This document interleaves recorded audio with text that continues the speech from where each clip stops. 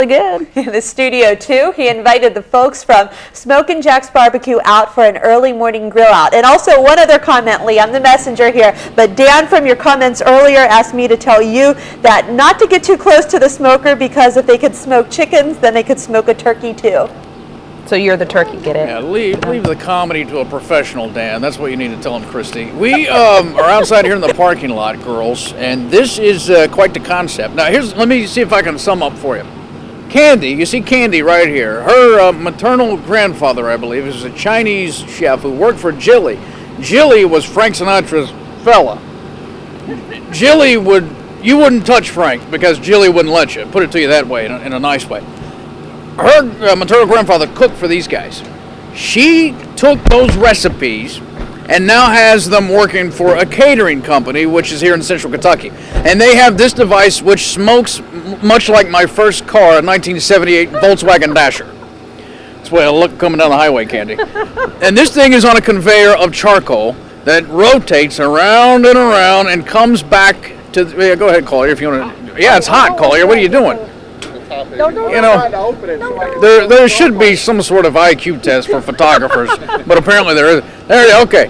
You see the conveyor. Now come over here, Steve. Let's look at where the magic takes place, because this is where the marinade is, right, Candy? And this is where somebody with a glove opened this up for us, and you can see it going down inside. Well, it's not. We don't have. Here comes the basket coming right now.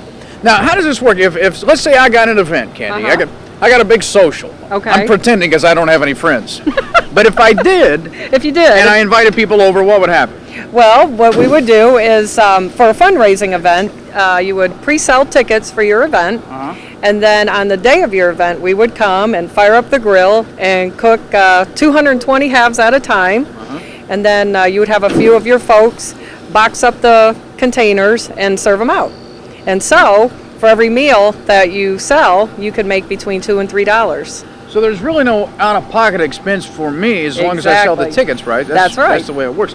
And all I need is just a couple of volunteers to make sure there's plates ready for people, because you guys do all the prep work. We do all this, and exactly, we get the little assembly line going, and believe it or not, 600 boxes could be packed up in a half hour.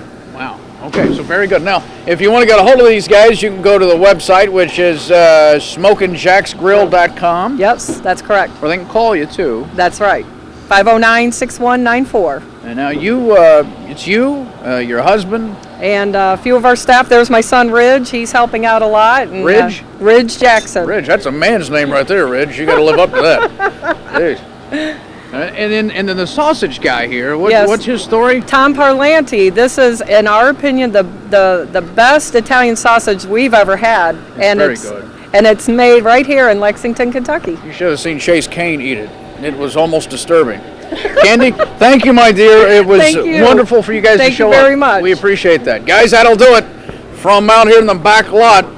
Get ready for the Dan Ball onslaught, the gregarious camera studio operator, or whatever he is, in just a few moments. Bye. We'll be right back.